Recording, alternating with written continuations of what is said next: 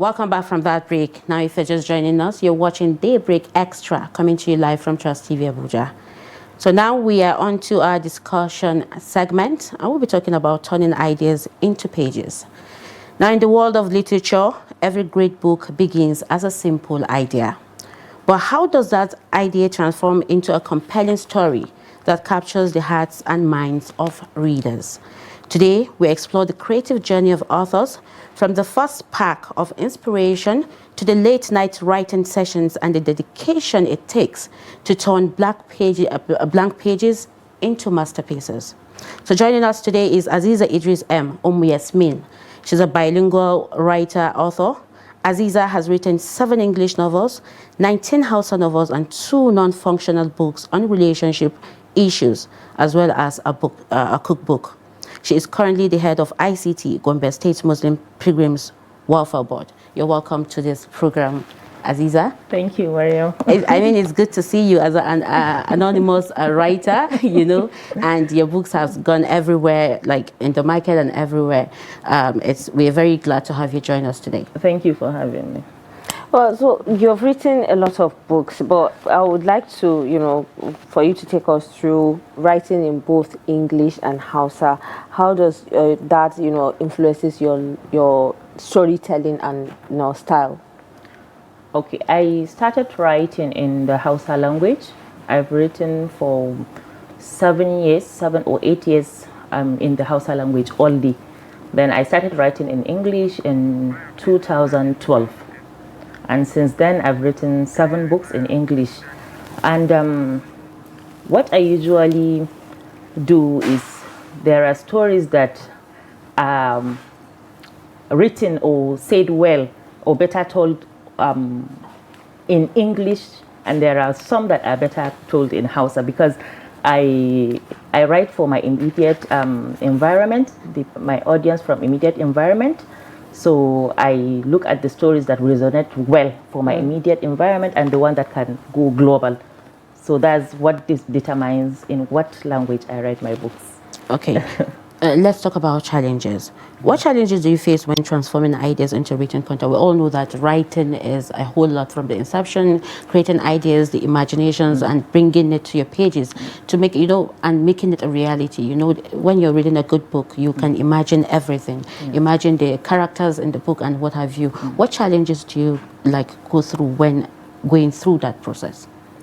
Okay. When I first started writing, I will just lock up myself in a room and write all the ideas that came to me without really knowing about the craft of writing. So eventually I started learning about research, about doing the things well.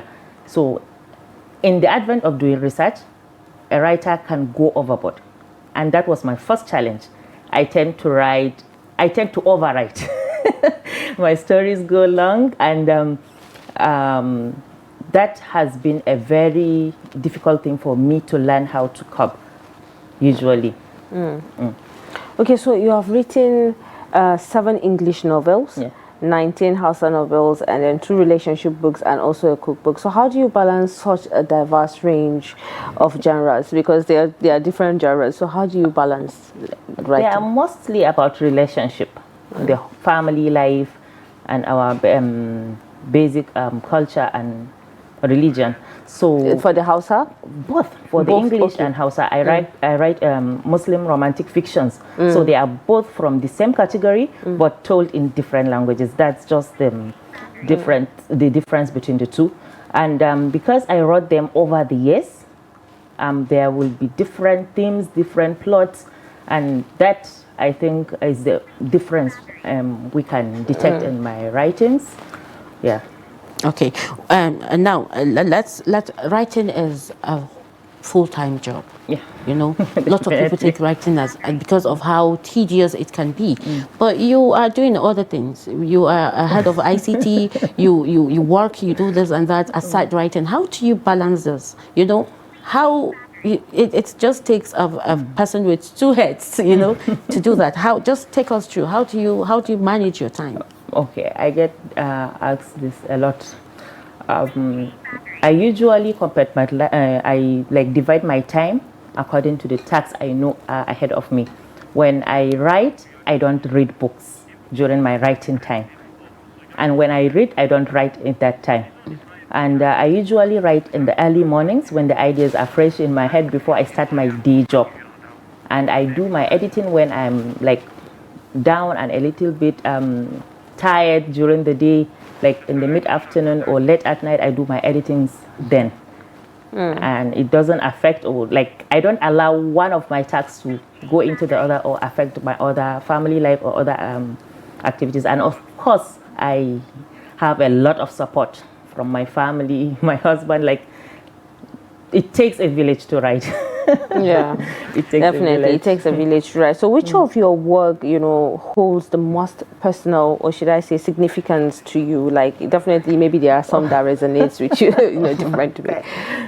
All right, I can't really say I have a book that is so personal to me, but definitely I have something close to that. My book, My Metatarihi, I've spent 8 years writing that book. Oh, wow. Yes. From research, from contemplating to take the story out, if it will be accepted or not.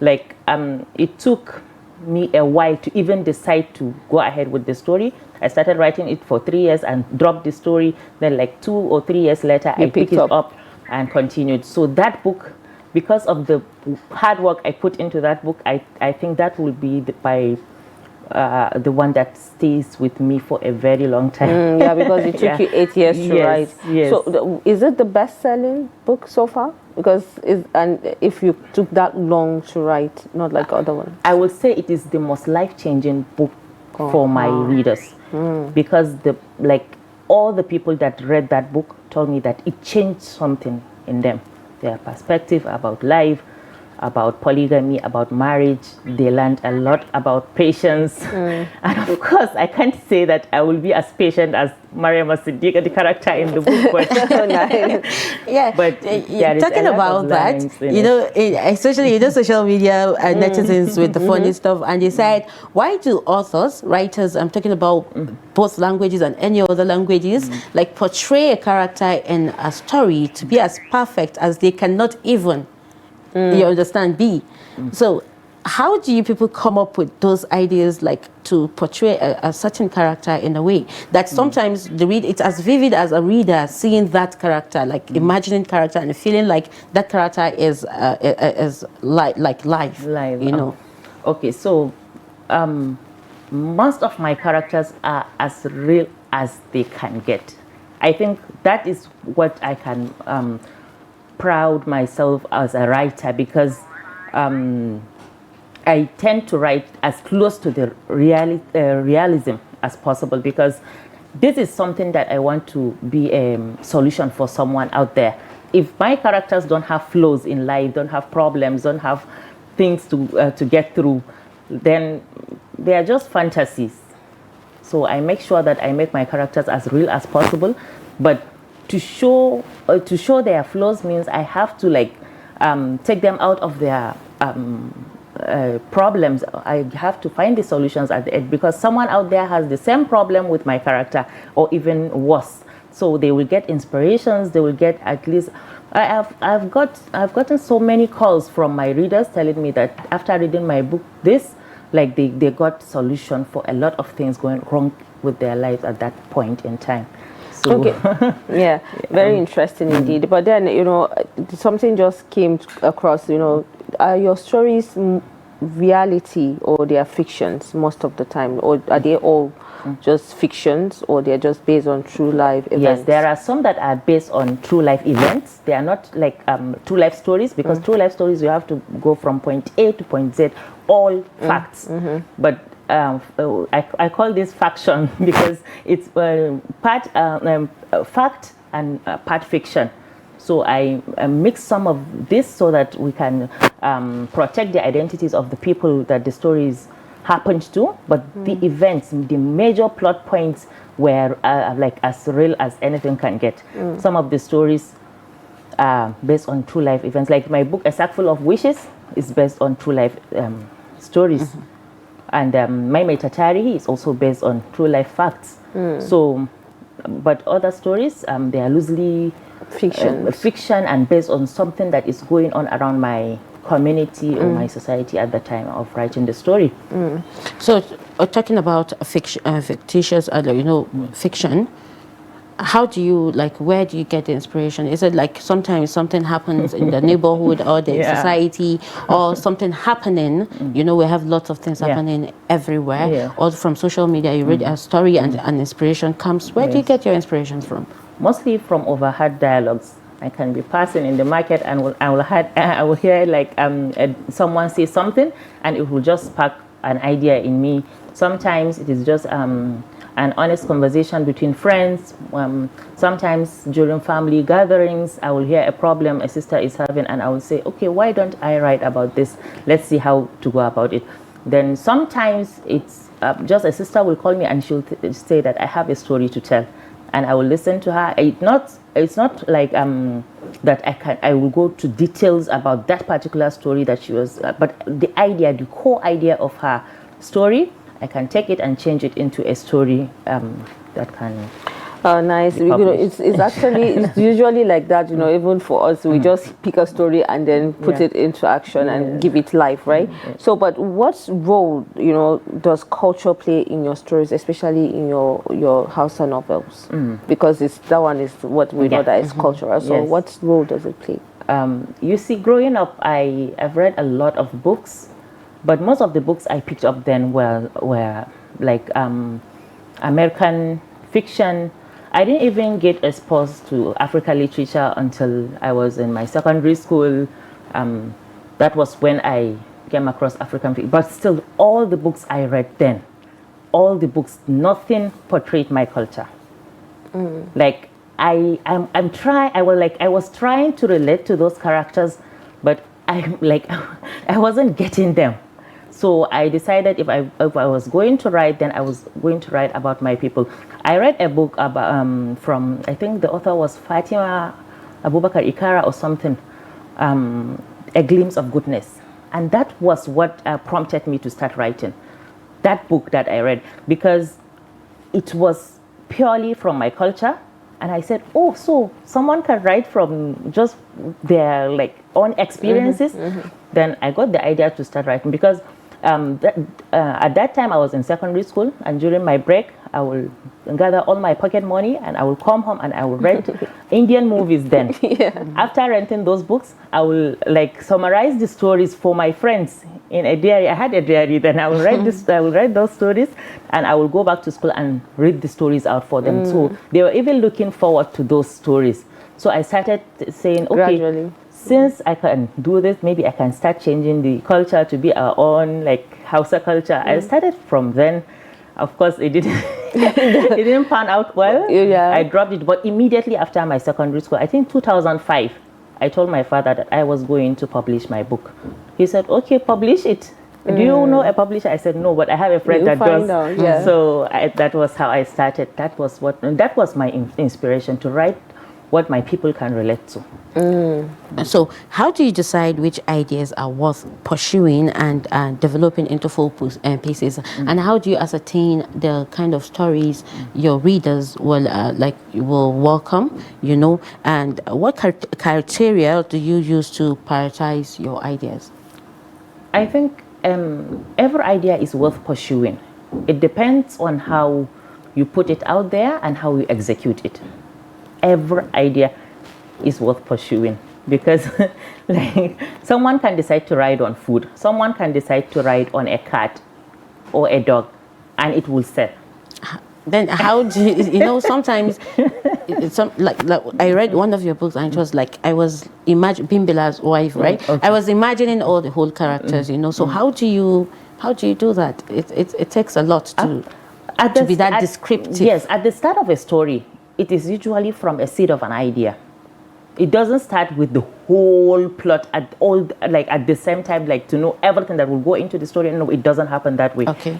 As you write, you keep coming across things you can add to the book to make it go in to flow seamlessly.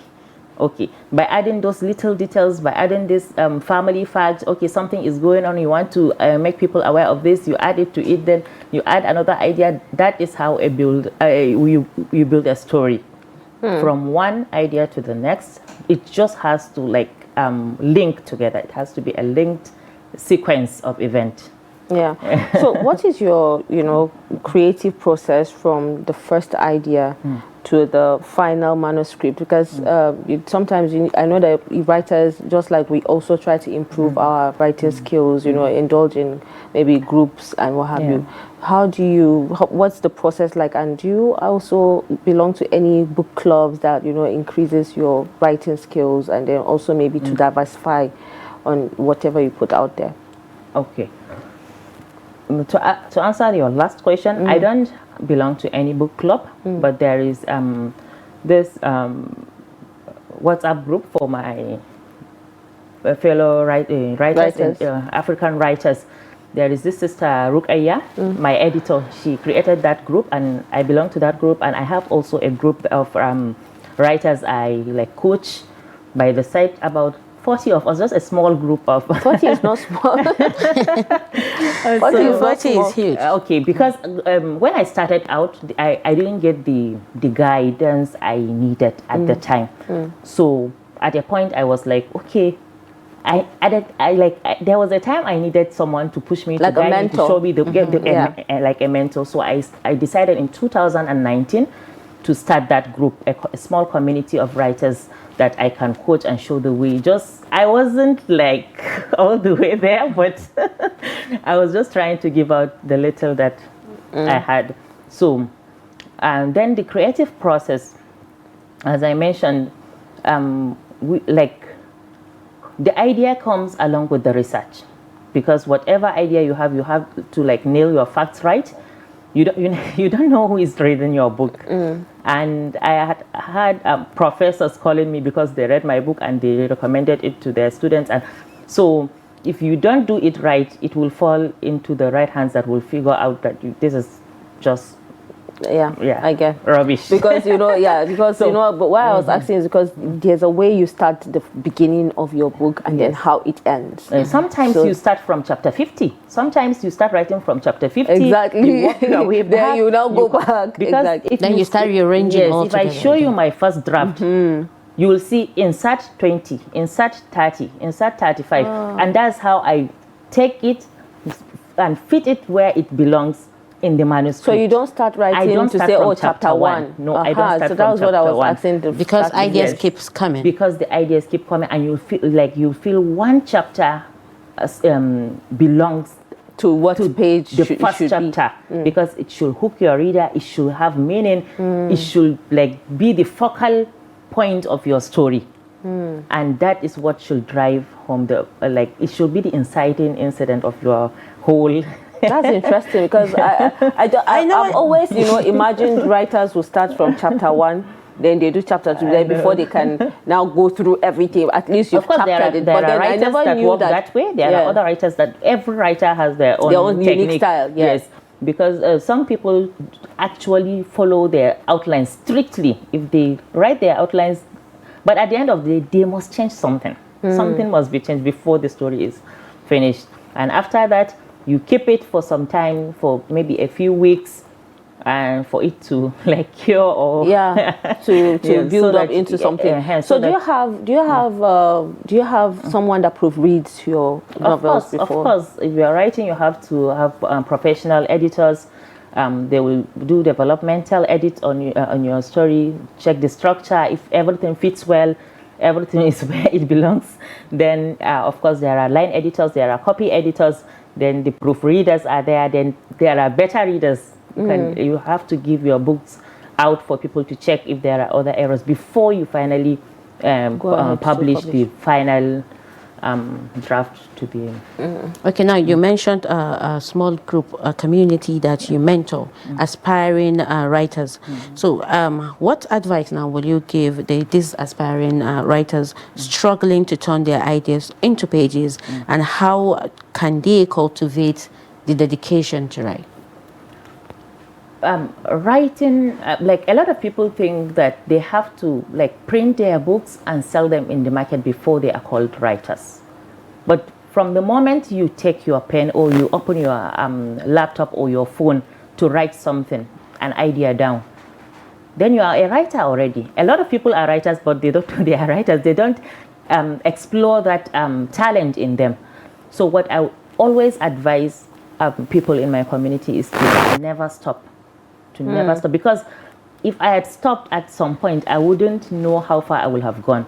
There was a time, I think after my 6th book in the market, this was my 6th book.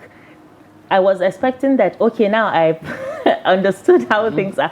I got a call from my publisher then in Zaria, my Zar publishers. He called me and told me that a distributor, a vendor, was telling him that he should tell this Hajia to stop writing because she's not doing the right thing. She should stop writing. You know, I wanted to ask you if you have faced criticisms already. That was the first, and it stung. After your 6th book? Yeah, my 6th book.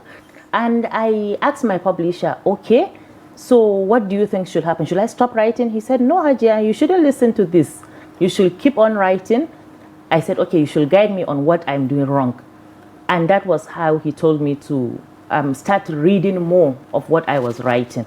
Because then I was not an avid Hausa book reader. Then they were called Litafan Soyeya. So if you have to read those books, you have to hide from your parents to read them. But yeah, growing up. Yes, and I was 16 then, 16, 17. But during that time, I was about 20 when I was told to stop writing. So I started reading. I read. All your books? I read a lot of books and I understood what I was doing wrong. I was not solving problems in my book. I was just giving them fantasy. And people relate more to realities. So that was what turned the direction of my writing, actually. So I always tell my community to never stop learning and never stop writing. So how about you... Okay. Go on, Fatima. How when you talked about someone calling, I told you I wanted to ask you the criticisms that you had to face. But how has the audience that read your book's feedback has also influenced you to do more, and especially your relationship books? I'm sure it's not just for singles or married couples. So how has that made you proud to say, okay, yeah, my book has shaped or changed? Because you've already mentioned, but what are the feedbacks like, aside from the criticisms, that has made you to push harder and to be proud of yourself? Okay, so my friend got married and she took her book to her husband and told him that this is my friend's work and we should read it. And he told her, how long has your friend been married that she will write a book and I will read and take advice from her? Yeah. So at that time I was only married for 4 years, I think, but I've been writing for that will be about 8 years then. Okay. So they read the book and he was surprised and he told her that I was doing a good job. So that was a little push in my journey at that time.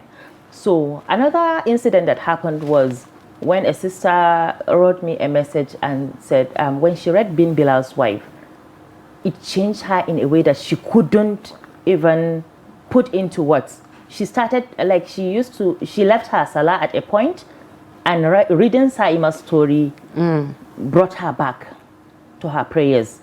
And that incident, if I will write for financial gains, I would have stopped a long time ago. But that particular message told me to never stop writing, just because I was even changing lives that I didn't know I was. I didn't know. It's such a rewarding experience. Yes, it was such a rewarding experience that, and from a long time back, people will just stop me and ask me for marital advice. People getting married will ask me how they will go about.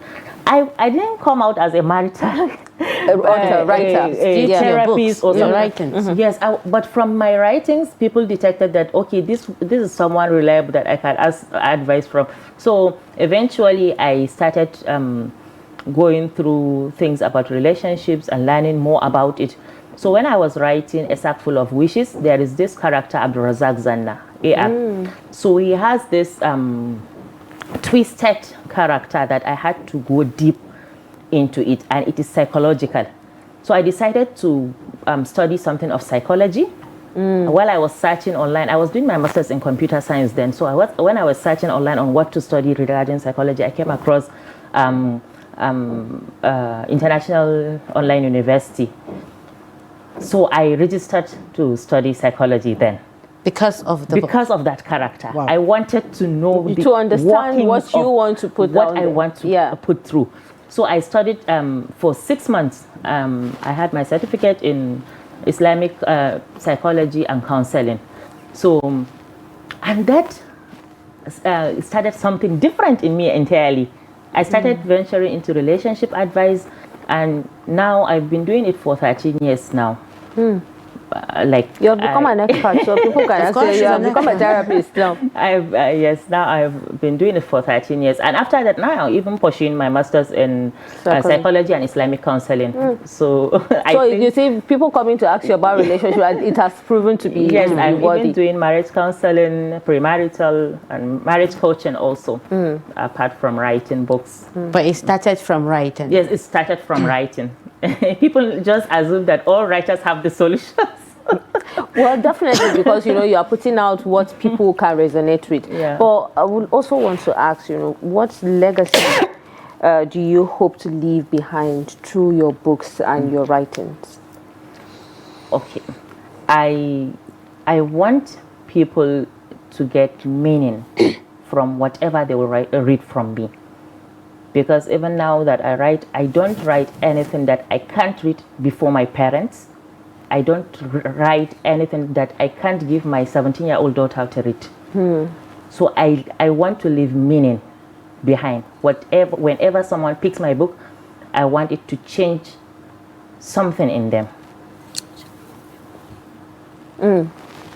Okay, so now, even though you have said one or two about the rewarding experiences, like what in the course of your writing have made you proud of being a writer and proud of putting ideas, bringing ideas into writing?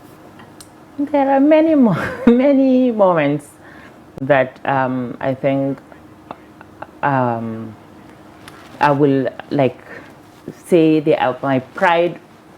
They are my most positive moments that I got from my writing. There are many things. One of which is when Professor Asabe Kabir reached out to me, and I said, okay. She said she wanted to do a paper. She wanted to make some research about my books. So she reached out and we were discussing, and the way she understood my work, I didn't understand my work that deeply. That much? Yes, that much. And that was a defining moment for me, truly, as a writer. Okay, yes. So now, most writers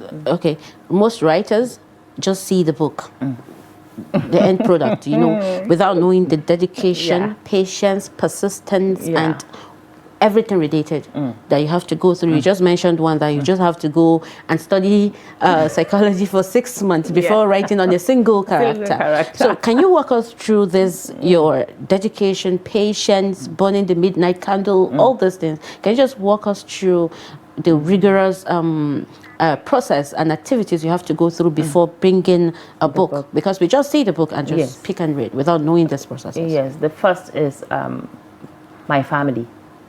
They've put in a lot in my writing journey, because just yesterday I was working and my 4-year-old came up to me and wanted something from me, and I was into my idea. I was bringing out my idea and I didn't want any disruptions. Okay, her father had to step in and answer what she wanted. Then I finished what I was doing and I returned back. All my kids had gone through that. At a point, I will snap at them. I was so... You don't want any distraction. I didn't want any distraction. So it takes a lot from us. Sometimes we sit back, we relax, and we come back to ourselves before we get back into the world. And then there is the financial aspect too. Things are so costly now.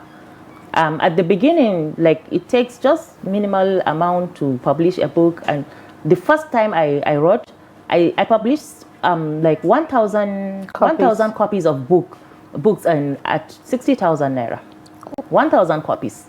And now you have to spend millions, I'm sure. Now editing only, they will be calling millions of naira for just editing, not the printing. Like, it's so costly. And at the beginning, I was duped of my 60,000 key. One of the challenges. Because there were no books from my publisher. They told me that they distributed the books out there for me, and the money was not coming through. And that was later I realized that it was called Kantawai. They did Kantawai on me. The Hausa one, Kantawai. Yeah. So they did that you became before I know how things are. So a lot of things, there are a lot of sacrifices. Sometimes my husband had to drop all the things he is doing to take me to a book talk, a meet and greet, retreats. Like, sometimes he will pay my airfares. Like, it takes a lot from everyone around me. My parents, though, are always open for my kids to go wherever I'm traveling. They will just say, "Come, bring them here." You know your job. So before we wrap, because we have just limited time, in just 2 minutes, what advice will you give, young people out there that are just idle? And like you said, everyone is a writer except if you don't know your capacity. Yes. What are the challenges they'll face, and what they should do when they want to venture into writing? Okay, the most difficult thing most people face in writing is thinking they are not good enough or they are not capable enough to do it.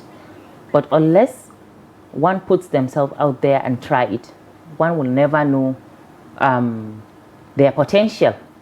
So always explore deeply. If you are going for knitting, explore your knitting skills and go that way. If you are going for food production, explore that angle.